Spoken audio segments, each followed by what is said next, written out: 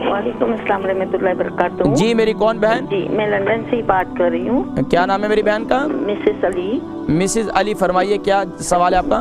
मुझे भी यही पेट की शिकायत है कि मेरा भी पेट मोटा बाहर निकला हुआ, तो अच्छा, आपकी उम्र कितनी है? मेरी उम्र 53 है। 53। आपका वेट कितना है? 68। एक्सरसाइज बहुत आसान मैं बताता हूँ, वो लंबी चौड़ी नहीं, वो आपने सिर्फ सांस खींचना है ऊपर और अपने हाथ ऊपर करने, ठीक है।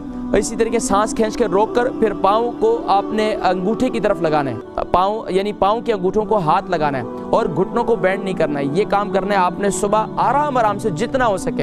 ऐसा ना हो कि आप इतना झुक जाएं और इस उम्र के अंदर भी फिर बोलेंगे कमर में चुक निकल गई, फिर कारी साहब आपने तो ये कहा था, हकीम साहब। तो अब ये जो है आप इस पर गौर करें, आराम आराम से। पहले दिन थोड़ा सा झुकेंगे, फिर दूसरे दिन उससे ज़्यादा, फिर आहिस्ता आहिस्ता, फिर इंशाल्लाह ये आहिस्ता आहिस्ता पेट की ये एक्सरसाइज है, बहुत ज़रूरी है। इसके बाद जो है आपने लेट कर भी इस तरीके से करना है। और तीसरा काम, एक तीसरी एक्सरसाइज ये, अपने सांस को पेट को अंदर खींचें,